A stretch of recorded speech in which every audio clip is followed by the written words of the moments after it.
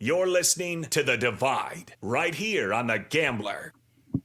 And welcome back, everybody. Divide Live on Fox Sports The Gambler. During our break, we had to get right back to it. My co-host decided to admit, and yeah, we're remote. We're not in studio. And a lot of the chemistry we have is because we play off body language. But we're talking about going back and forth between screens and what we're looking at and how it's hard. And Mike, what did you just admit? That when you're talking and you're looking into the webcam right now, you're not even looking at me? You're not even looking at me? I'm looking at myself. I can't help it, man. And look, it's like I don't. Johnny Bravo, son of a bee. What's the first thing when you take a picture? What do you look at first? Like a group photo? Yeah, exactly. So this is like everybody else can look like garbage as long as I look good. I'm like, no. Let's keep that one. Let's keep that one. I'm glad you said you were looking at me, but yeah, if it was a hockey match, like I got the puck like 92% of the time. I look at you like a rear view mirror or like a side view mirror on a car. Like I'm not even looking. I can't help it. It's yeah. Let's go back.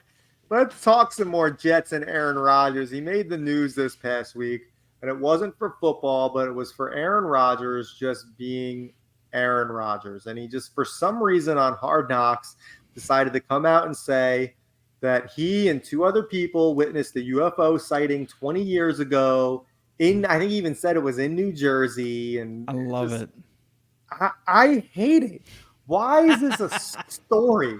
Like, you have arguably a big rebuild going on. It's the offseason story here with Aaron Rodgers. Mm-hmm. That's why they picked the Jets for Hard Knocks, and that's why they're under the magnifying glass, and they want to pick to talk about UFOs and that Aaron Rodgers spent how many days in the pitch black darkness because he was trying to figure out what he wanted to do with his career, because his life is so hard that he's got to figure out what he wants to do with his life. Like, I just don't understand why this is even news now. But everybody, even your brother, even Carl, like he's loves the Jets. I mean, we had the fantasy draft last night, 2 nights ago, and I feel like his whole team is Jets. Yeah.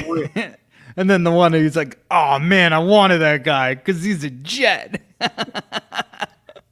I wish I had that much faith in my football team to draft somebody, but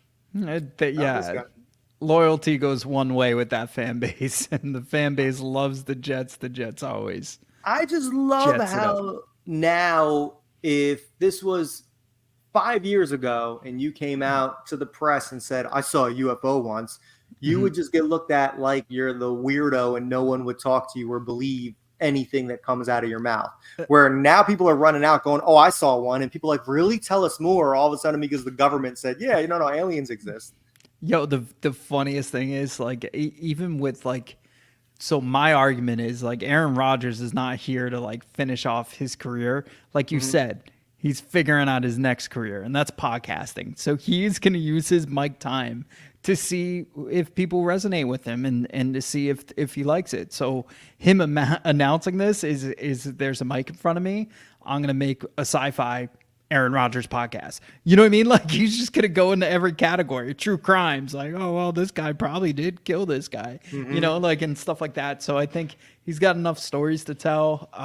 And, you know, the broadcasting guys are kind of, Tony Romo's there. You got, like, you know, allegedly Tom Brady. We don't fully know. Allegedly. Yeah. And then, you know, so that's kind of like a crowded space, but what's not is that Pat McAfee type podcast space. So I think that's where Rodgers continues his career, or his career after football. And I think that starts in the circus in the Meadowlands, or the swamp, as they say in Philly. McAfee made some headlines. You bring him up. He's now going to be on First Take with Stephen A. Smith, which is going to be the most annoying duo I think I've ever heard of in a long, long time. McAfee doesn't do it for me, man. I understand he's intense. He barely wears sleeves, never wears sleeves.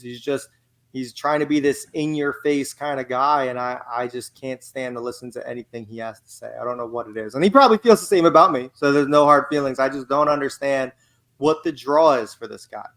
Yeah, for me, it's just, I mean, they got to get their money's worth. So I'm not shocked that if he's on every day, every hour, on the hour, they're trying to build the YouTube world.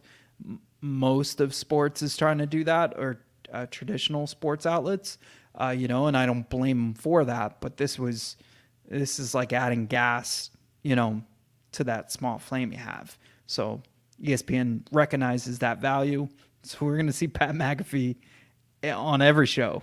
If he's, so everywhere.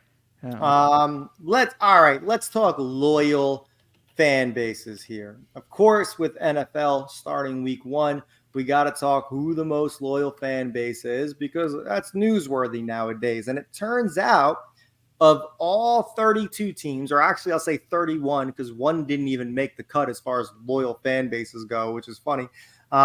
Cincinnati Bengals were rated number 1 for most loyal fan base, beating out, Mike, the Philadelphia Eagle fans. Yeah, and I was gonna say we had a situation. I was over your house the other day, and what did my daughter say to your daughter? Oh God, she wants her to be a Cincinnati Bengals fan. Right, that's why they're so loyal. They know when they for some reason my 7-year-old, not knowing like football started or anything going on, walks right up to your daughter like a chip was inserted into her brain and says, "You need to become a Bengals fan." For no reason. No reason. Fighting words in my household. Joke's on her. I already ordered Murphy a whole bunch of Dolphins gear. She's going to be miserable like me. You don't get to have this, okay, I was born and all of a sudden the Bengals are good. You have to suffer for a little bit. Yeah, right? I can't get her off of it. Like, and also, like, she was on it right before the Bengals got good. Like, and then I was like, oh, she's only like 2 or whatever. She'll forget. And she never forgets that that's her favorite team. It's weird. Somebody got to her. Somebody compromised my daughter. It was the aliens. Yeah. Aaron Rodgers and aliens. Of all of the professional sports teams that you root for, is there anyone that's not a discussion as far as like your daughter, you have to root for this team? I don't care who you like. You are not going to become any other type of fan. Oh, if my daughter switched, and I married somebody who did this, so if my daughter fell in love with a Yankee fan and then switched her allegiance, I'm not paying for that wedding. Like, you know what I mean? Like, I'm a Yankee fan, so I'll take it further. Or any fandom. Anybody no, you can't. No, you can't. You can't. You gotta give. Wait till I die. No, it gets even worse. Yeah, no, lie to me. I don't care. Like, let me die thinking you are a Met fan, Peyton. That's the only. You have to be a Met fan. That's like the one. You can like any other sports team, but when it comes to baseball, you can only like the Mets and be miserable like me. I agree with you, man. I think I really wouldn't care if she roots for a different football team, even a different hockey team. I mean, it depends on her reason. You know what I mean? Like, Peyton likes the Cincinnati Bengals. Why? Is there any specific reason? It's got it. Just the first time she saw that logo, man. I don't know. She just maybe there was something. We're watching a Bengals thing and something flashed, and now they got her. That's why they're so loyal. She's Harambe reincarnated. Is that what that is? Also you got to think about when that all started. She's a little bit younger, right? So, and that was your idea. So I blame you. Hey, listen, I take blame for many things. I guess I'll take blame for this. Yeah, I don't know. Root for everybody. I don't care, but you got to root for the Yankees, in my humble opinion. Let's go down this list a little bit more here, though. So Cincinnati Bengals number 1, the Eagles are number 2, San Francisco number 3. What shocks me about this entire list is the Dallas Cowboys are not even top 10 for loyal fan bases. And that cracks me up because I feel like no matter what, I see Dallas Cowboy fans everywhere. So is it that there's that many, or they're just that loud that they're always in your face? They're that disloyal. Think about it, because you're talking about loyal fan bases. So they're fair weather fans. Like, the minute their team's out, they're gone. They're ghosting you. And then the ones that are still around aren't following the fan team. They just think it's cool to like the Cowboys. You actually might be onto something there, because I feel like preseason into the first couple weeks, but then as soon as the Cowboys are out of it, you don't hear another peep from them. No, they're wearing Lakers gear, and then when the Lakers are out, they turn into Yankee gear. Oh, stop with that Yankee.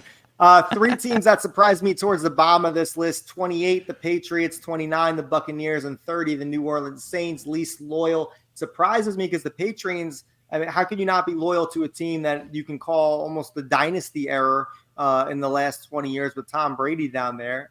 You had the Saints with Drew Brees winning record after winning record. And then Tampa Bay Buccaneers, as of late, I guess I can see why they're down towards the bottom of that list being loyal, because you're not really hearing too many of them chirp nowadays that Brady's gone, including Ty's own, or our own with Ty. But I'm just surprised that Ty is his own. He would like that. Ty It's is very his own. spiritual. He'd be like, you're right. Yes. You're right. I am my own. I appreciate that.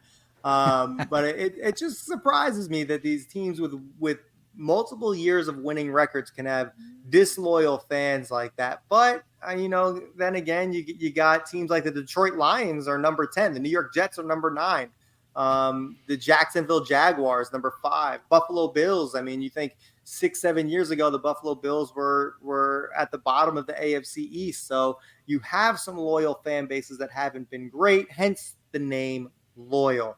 All the way down to the team that didn't make the list, just to get this out before we take another quick break, Mike, the Washington Commanders.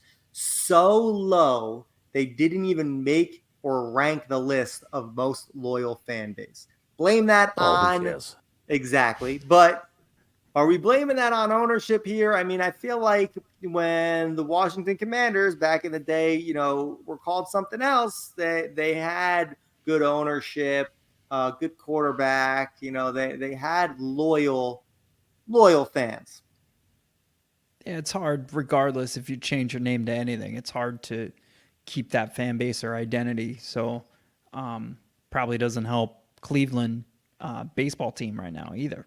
You're right. You're right about that. And that's another team that was doing all right after the name change.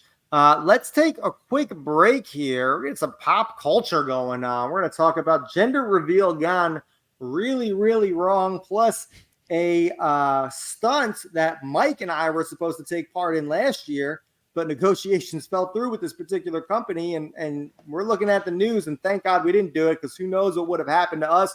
Philly, stay with us to find out what that is. We'll be right back. This is The Divide live on Fox Sports The Gambler.